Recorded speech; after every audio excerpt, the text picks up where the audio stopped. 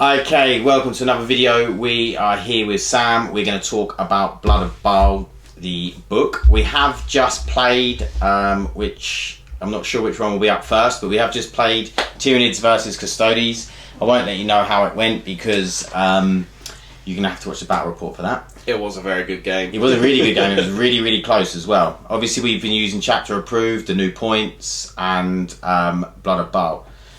So, what are your first impressions with... We're only going to talk about the Tyranids. We're not going to talk about the Blood Angels because neither of us play Blood Angels. So, basically, my overview of Blood Angels is they've been brought up to Space Marine level. Yeah, that was it. They've got the extra data sheets. They've got a few extra stratagems. They've got the doctrines, all that sort of thing. So yeah, they're pretty much at Space Marine level now. Yeah, I would have said. They're certainly interesting. This book has a general overarching, both in Blood Angels and Tyranids, an overarching combat focus. Yes. So when I first read through the Tyranid rules, I was like very disappointed because combat focused factions generally tend to struggle. As I've looked into it more and experimented with it more, I'm slightly more enjoying it. But first impressions, I was a bit meh, whatever. Yeah. As I've used it more, I'm starting to enjoy it. Obviously, as we know, Tyranids should be combat focused, and it is. Yeah. Like what they've put in there is brilliant in terms of making the combat better and everything else. But I think it's just with the shooting being so efficient now, with re-rolls and things like that, and Custodes grav tanks and tank commanders, it's a lot of shooting. If you don't have good enough terrain, then if you're playing a combat army, you just get absolutely annihilated. Yeah, the way I've been building lists and experimenting with the rules that are in here, I'm building sort of a 75% to 25% combat focus to shooting focus. Oh, okay. So if I've just got that backfield unit that can sling shots down the board, as well as some units that rush forward, i.e. like Gene Stealers. Yeah. There's some really good stuff in here, and it works nicely. I don't know how competitive it's going to be, but I'm certainly looking forward to trying it. Well, they've had a few points drops, and with this, they're definitely certainly more competitive than they were before. But I don't for a second think that they're anywhere near the top tier. No, this. Nowhere near. A good player could make them work. Yeah. Oh, I'm sure like a good player could win RTTs with them. You know, could win local tournaments 100%. But yeah, so it's like they've got some really good relics. I imagine these all have been spoiled, but like the standout one for me is the Resonant Barbs, which I used in the battle report. But it gives your Psycho an additional cast, additional deny, and +1 to cast. Really nice. Yeah, so that's really good. There's some decent relics. That's a relic. Here. Yeah, so the problem Tyranids had in the Codex is all their relics, really you only think 1, maybe 2. Yeah. Like the Umgar Factor is a 1 you can take, and if you've got a Kraken attachment, you always take Chameleon Skin. So this definitely gives you some relics to play with, like those Resonance Barbs are really nice. And these can be taken for any faction. Yeah, so yeah, they're not faction locked, specific, or High Fleet locked, cool. Which is a general problem I find with Tyranids. Is like most of their rules are High Fleet locked, specifically Venomthropes only work for friendly High Fleet, and same with Malanthrope, which just doesn't make sense to me. High Fleets shouldn't be different, they're one organism. Because they're all part of the Hive mind. Yeah, they're just one organism, so that doesn't make sense, but that's just a rules thing. So relics, yeah, I was generally happy with the relics. Increase range by 8 inches, could be good for a double Dacker Tyrant, Flyrant, with the double Devourers. And so I was generally quite happy with the relics. There was nothing that stands out as being OP as hell and you have to take it, but enough that will supplement your force to guts are grumbling, to make them really good. Yeah. But the key bit of this book that stood out for me for the Tyranids was the stratagems, as we've just flipped onto that page. Yeah, obviously you used a few stratagems in our battle report, and some of them were really good. I especially like the one that you used on the Hormagaunts. Was it a tall Termagants, was it? Hormagaunts. So, yeah, Feral Instinct it's called. It's 1 command point to increase their AP value by 1. Which is really, really good, especially when you were playing... we will obviously go on to the... Psychic. Not just that, because you already had -1 on them. Oh, you're thinking of the High Fleet adaptations. Yeah. So he already had, because he was playing the successor High Fleet, if you like. And all Simon Talons gained an additional AP on the Hive fleet I chose. Yeah. So Hormigans suddenly a 5-point model with 2 attacks with AP 2. Yeah, which is really, really good. And then you had these. Is it a new psychic power? Yeah, one of the psychic powers allows you to get +1 to wound. So suddenly my Hormigans are wounding stuff like Custodian Guard on 4s. Yeah, and he wiped a unit of Custodian Guard in with one go of these 5-point models. It was really good. Yeah, I mean, I say there's some good combos from stratagems in here as well. There's like a few anti-psychic ones. You got the nice. +1 to charge and ignore Overwatch in the same stratagem, which is really nice. So Lictors, it's a Lictor-only stratagem for 1 CP. It's called Surprise Ambush. Basically, when a Lictor pops up or charges from cover, you can ignore Overwatch and you get +1 to charge. Can you give them? Is there any other way to give Lictors +1 to charge? Because some of them get toxins. Is it toxin? Adrenal glands. Adrenal glands. +1 to Lictors get that? charge. Lictors cannot have adrenal glands, which is sad. So that's nice then. So they can get an 8-inch charge.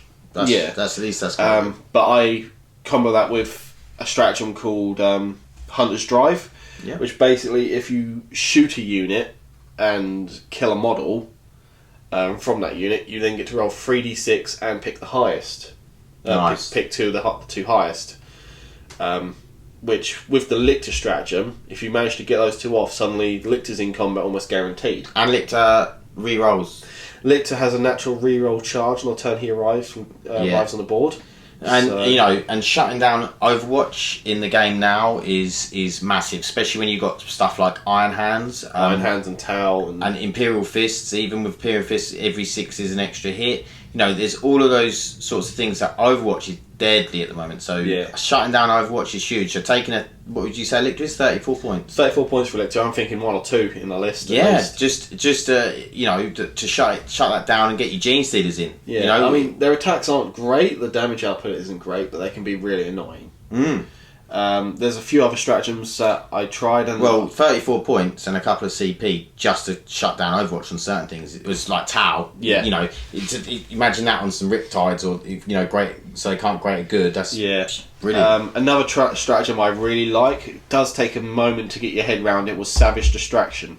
So basically, what it is if you charge in and you kill a unit at the use a stratagem in the 5 phase. So after you destroy an enemy unit with a unit, so say I charge in a unit of Gene Stealers, I then kill something with those Gene Stealers, I spend 1 command point, and those Gene Stealers have an aura, basically, from that unit. Everyone within 6 of them gets -1 to hit in the shooting phase against any target that's not those Gene Stealers. Okay. So I can spread out this big unit, run these Gene Stealers in, kill a chaff unit, and spread them out in front of you.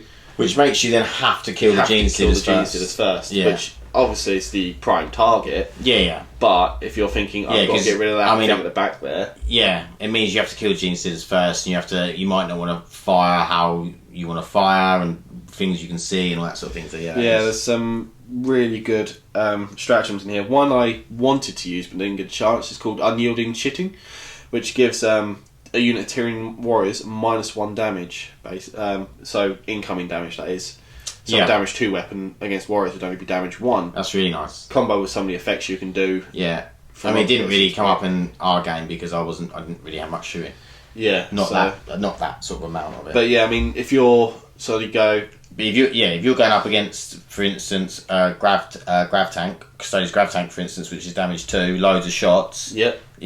That would be really, really good. Well, it's just the warriors in this book, you can make them really tanky. Comboed with like Catalyst and stuff, you can make them insanely hard to kill.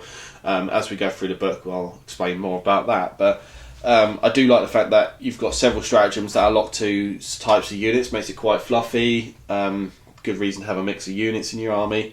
Like Exocrine's got a stratagem that says if you move, you count as having not moved. Which is really, really good. Yeah, it's really strong because you get to shoot twice. Yeah, it allows you your double tap, and they're heavy, so you get around that. So and if you are playing, what's the one where they get to reroll ones? Kronos. Kronos. If you're playing Kronos, then you get to reroll ones because you count as not moving. So you get the ability to move and still fight. And that's massive for Exocrines because, you're obviously... When they no longer have targets and their range of shooting is only 36 inches. So that for me is such a good stratagem. Yeah, so all the stratagems in here are really good, but they are slightly more combat focused, which is what I'm seeing. You got the reroll hit stratagem for the horror specs. Horror specs are still naff. 4d3 attacks is just generally not enough. Me and Sam have talked about Tyranid, big Tyranid monsters quite a bit in terms of they just don't have enough attacks. Yeah, they're just a bit underpowered. Yeah, they're just. There's a few that are decent, like the Swarm Lord, Toxicrene, the Trigon. And they're all reasonably pointed now. Yeah.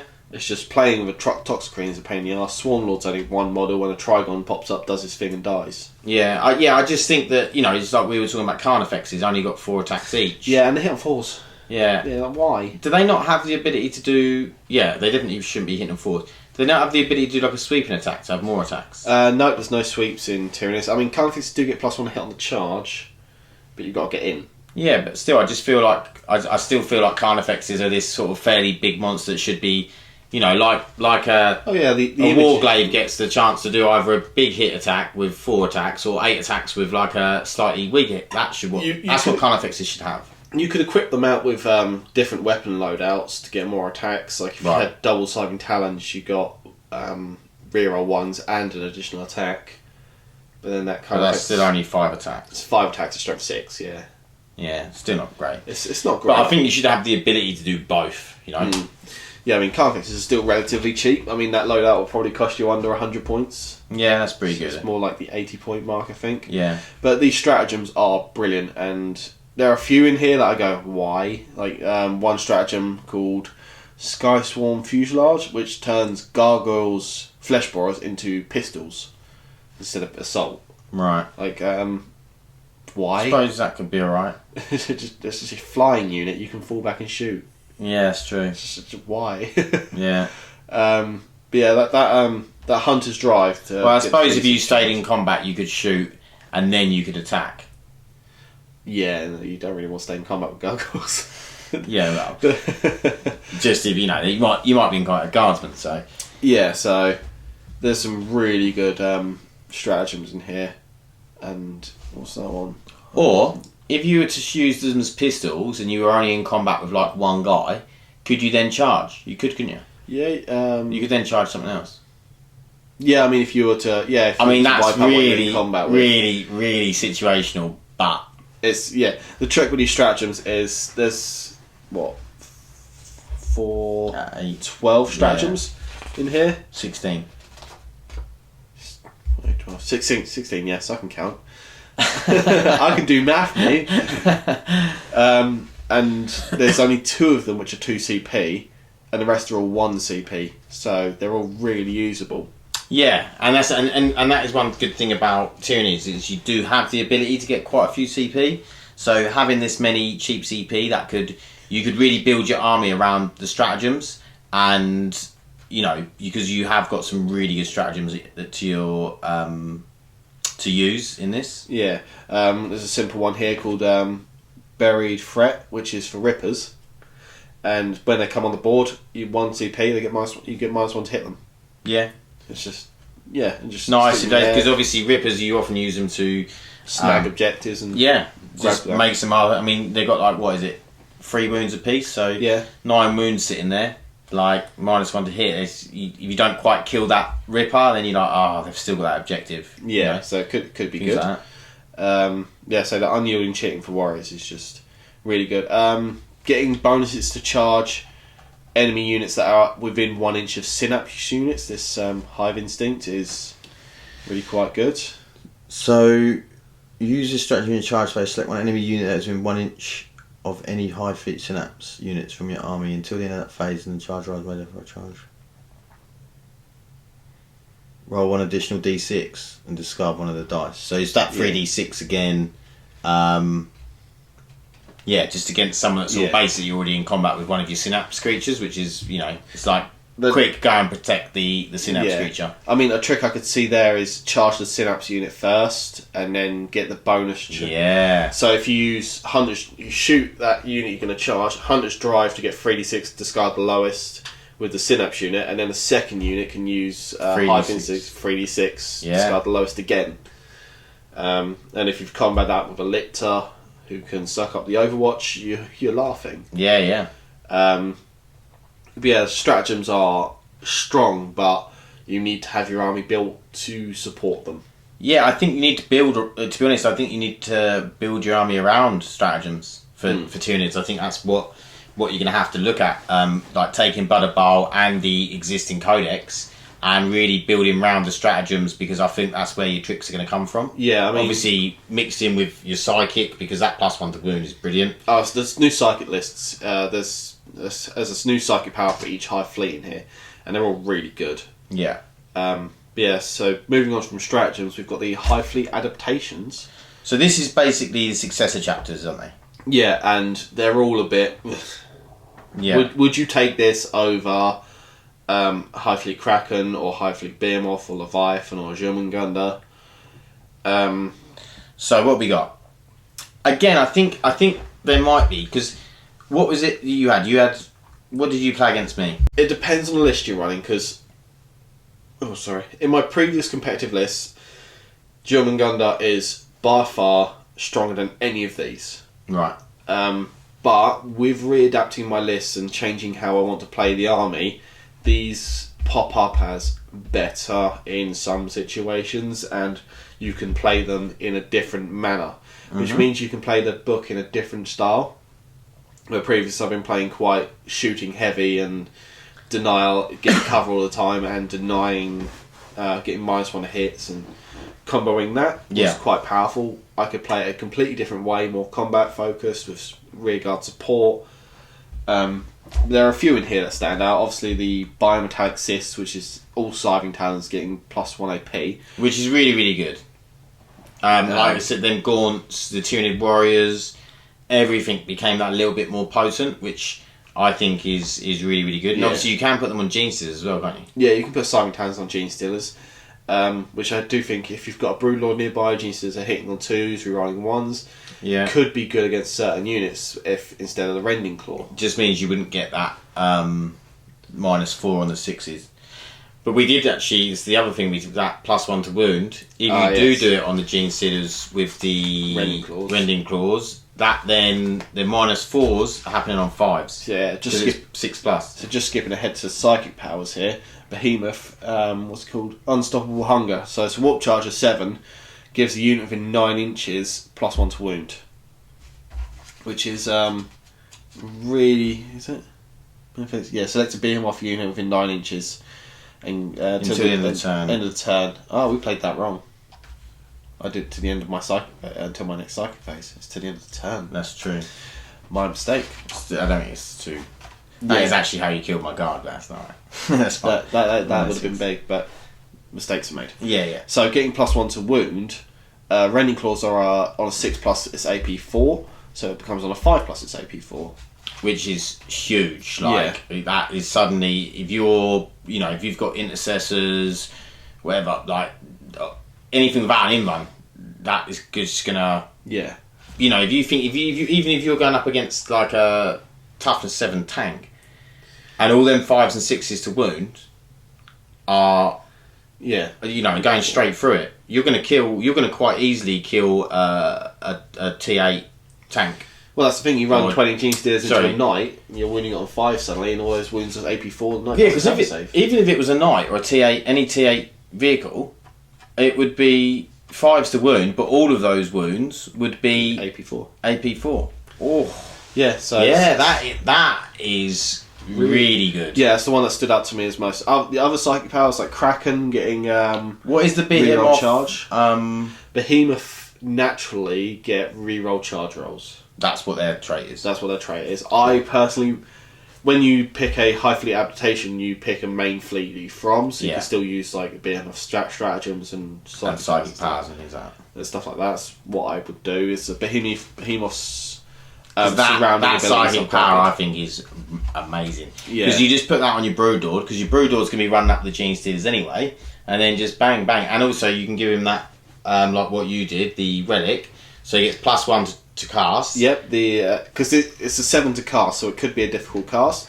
But with the resonant barbs, you get an additional cast, and you're getting +1. Yeah, so, really, really nice. Yeah, it brings it back in line with the rest. That's good little synergies there. The other one that stood out to me, if I were running like a Jormungandr styled list, is their psychic power, It's really weird. So you cast it on a 6. Manifests will select a visible unit to the Psyker until the end of the turn.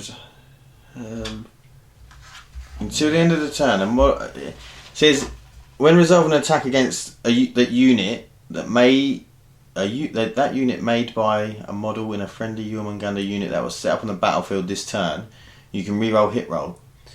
So if a unit is set up on the board that turn, you cast this on there, and you get reroll hits. Right. First thing that popped to mind with me, Tyranid Warriors. People know I love them, but I was thinking if I put Tyranid Warriors with a Trigon, 9 Tyranid Warriors with a Trigon, pop them up, cast this power on them, my Warriors get full rerolls.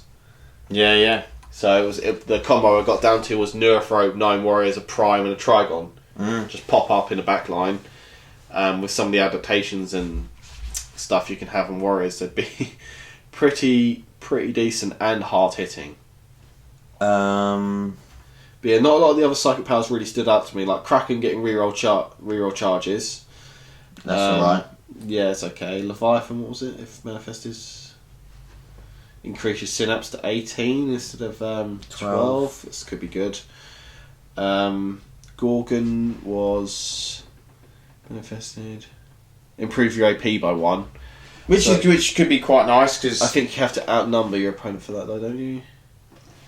Is it outnumber? No, just 9 inches is Psyker. Yeah. Oh, it's an aura, isn't it? Melee weapons. Yeah, so a 9-inch aura of him. Is it aura? If manifested, select a Psyker. Improve the armor penetration characteristic of melee weapons of friendly models within 9 inches of the Psyker. Yes, it's a 9-inch aura of +1 AP. Okay, of the Psyker. Difficult. Is that models or it's models as well? So it has to be within 9 of. Yeah, it's not. If it had been units, that would have been really nice. Would have been really good. Especially if you imagine that you could have your gaunts at -3. Yeah. There's ways to get gaunts up to like -5, I think. Oh wow. So you can get the Hydra one is like a 6-up Feel No Pain.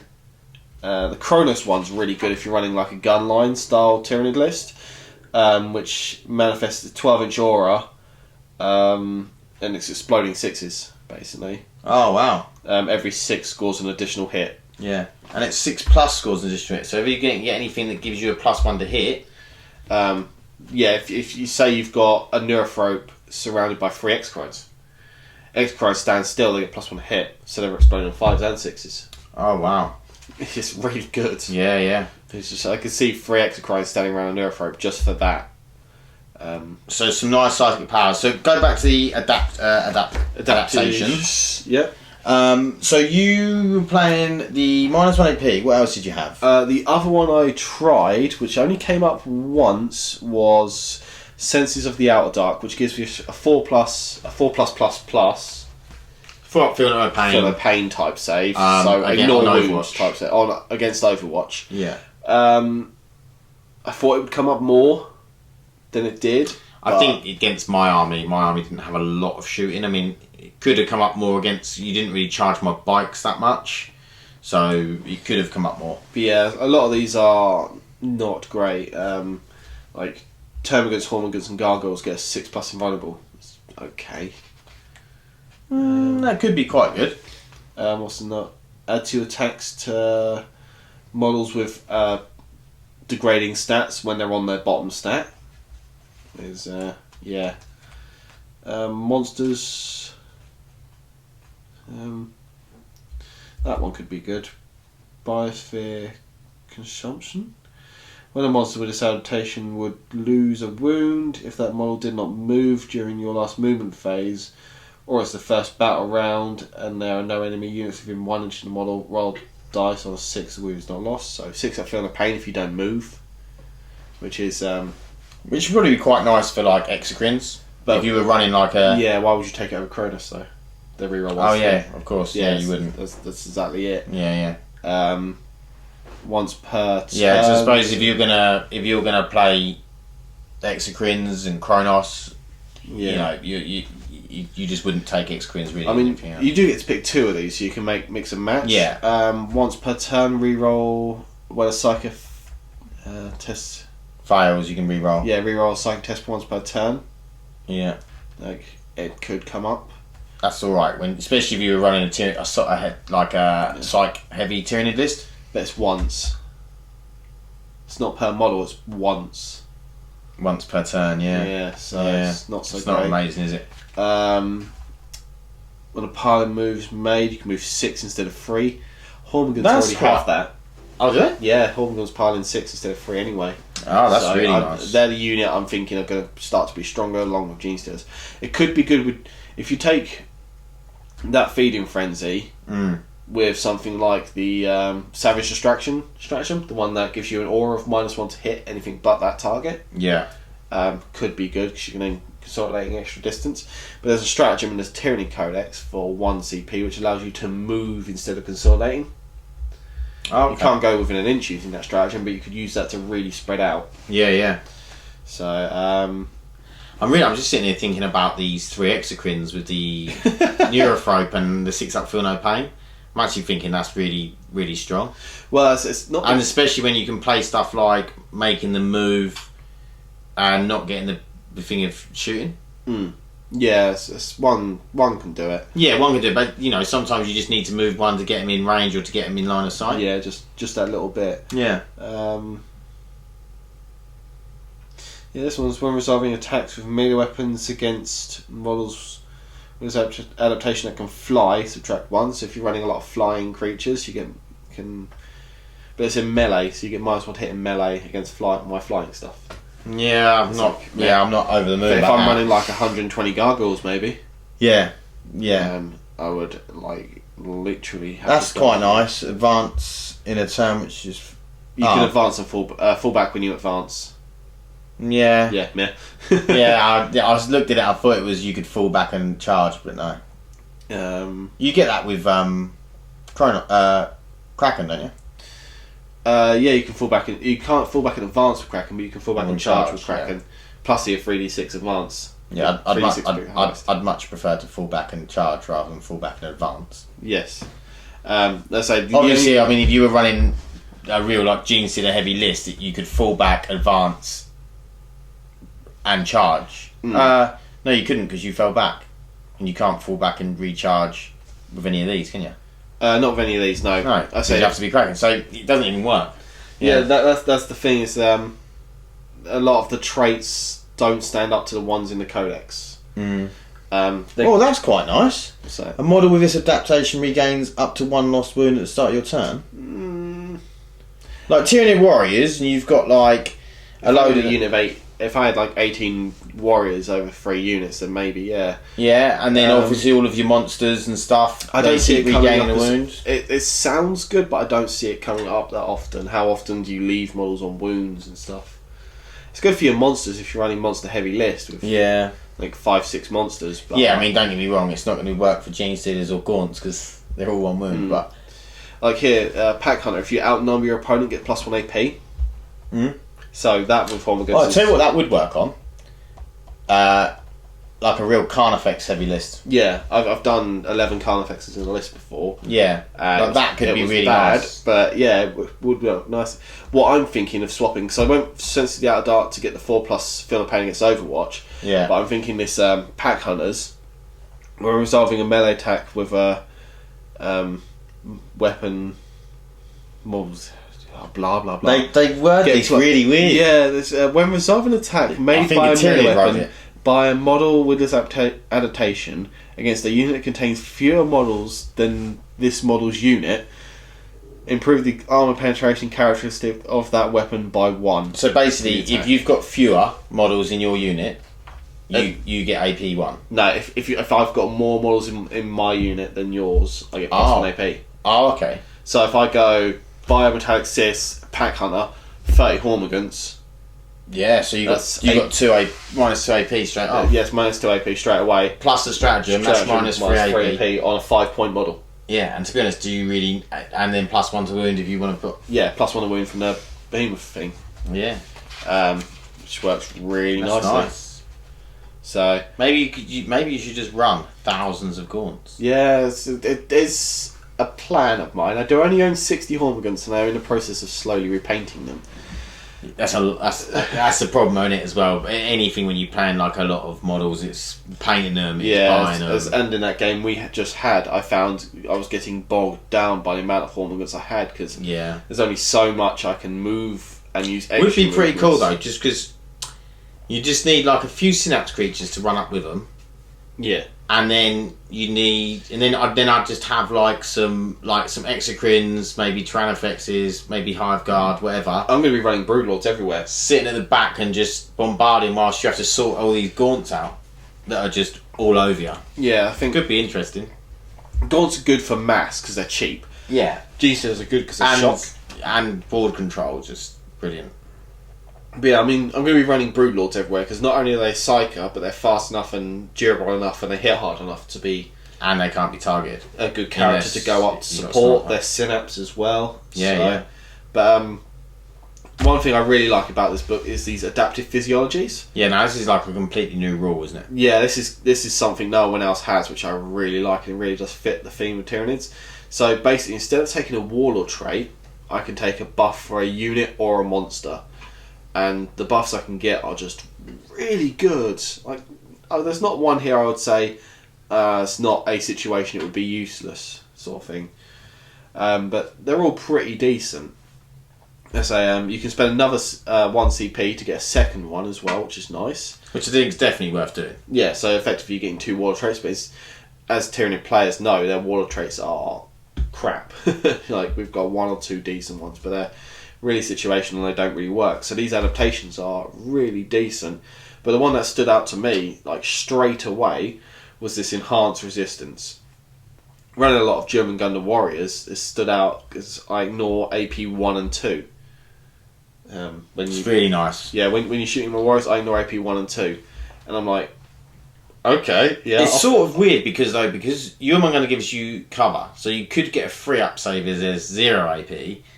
But this is giving you a guaranteed, almost like... Well, one of the other traits is you get plus 2... There's a lot of AP 1 and 2 out there as well. Yeah, dynamic camouflage, you get plus 2 to your cover instead of plus 1.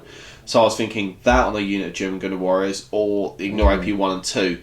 And it basically works out the same. But if you're actually using the German Gunner trait, the ignore AP 1 and 2 is better. Oh, so you'd have...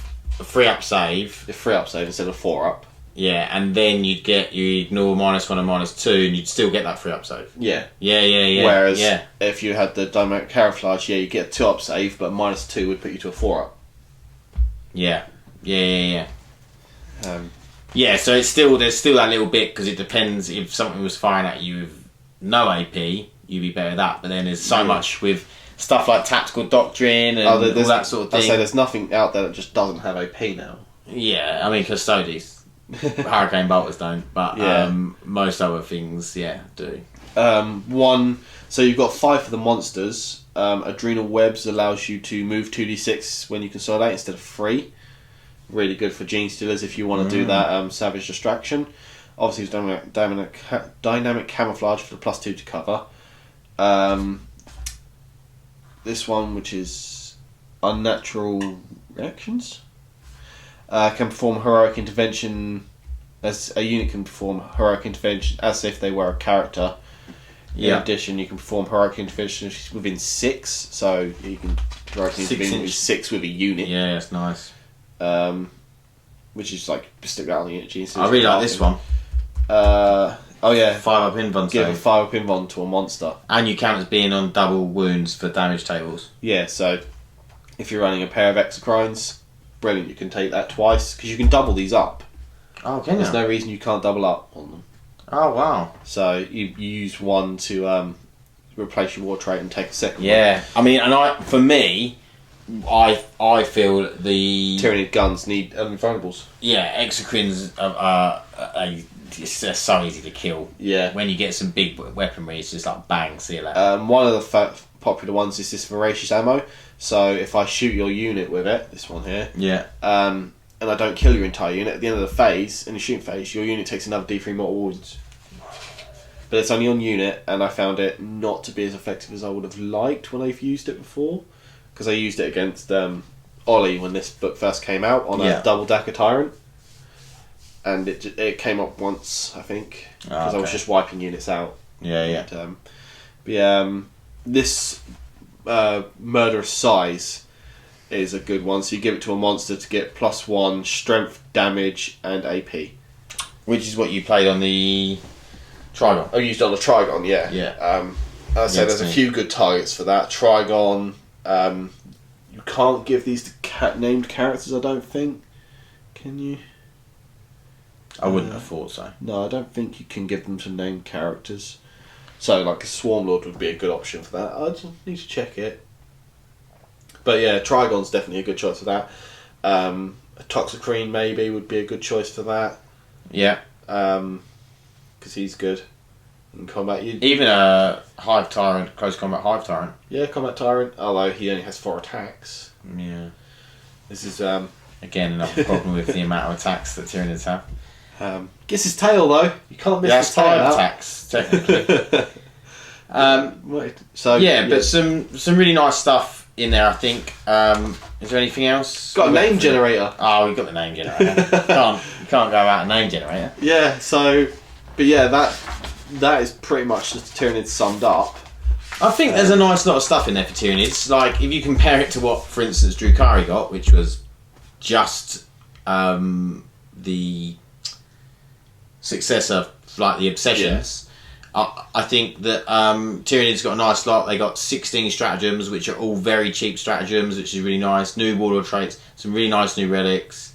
The that new adaptive physiologies. Adaptive physiologies with replacing your warlord traits. By replacing the warlord traits, really, really cool. I think being able to like just not like you can then build your list around certain things like having them 2 invuln saves on 2 Exocrines or Tyrannofexes or whatever it is, and I think that's really, really nice. Yeah, so my other list, which I've used on another channel, with Tyrannofex and 2 Exocrines around a nerf rope, being Kronos with that. What's Psychic Power? What's that? The 6 up Feel No Pain. Not the 6 up Feel No Pain. Is it 6 up Feel No Pain? What was that Psychic Power called? This Kronos one that gives exploding 6s. Oh, exploding 6s, that's it. Yeah, the extra hits on 6 pluses. I don't know where I was getting the 6 up Feel No Pain from. That is 6 up Feel No Pain is the Hydra one, I believe. Oh yeah, no, that was it. So yeah, you can get the exploding 6s. So it was the Exocrine with exploding 6s, and then you could 6 up Feel No Pain was the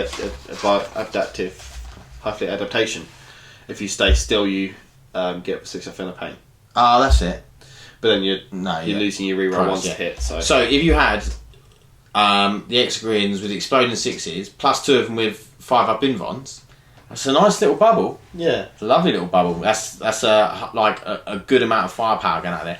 And because if you do that, you can put them up the board a little bit more. Because I always feel like, and also if you've got like a Malamthrope, giving them -1 to hit, 5 up invon. And then there's a lot of firepower coming out there. That is a nice little bubble, that is. Yeah, but you instantly, you realise you've gone towards the shooting units because the game is more shooty. Yeah, A lot of this book is pushing you towards combat. That's a good... But I think if you were to have a spearhead of Kronos, with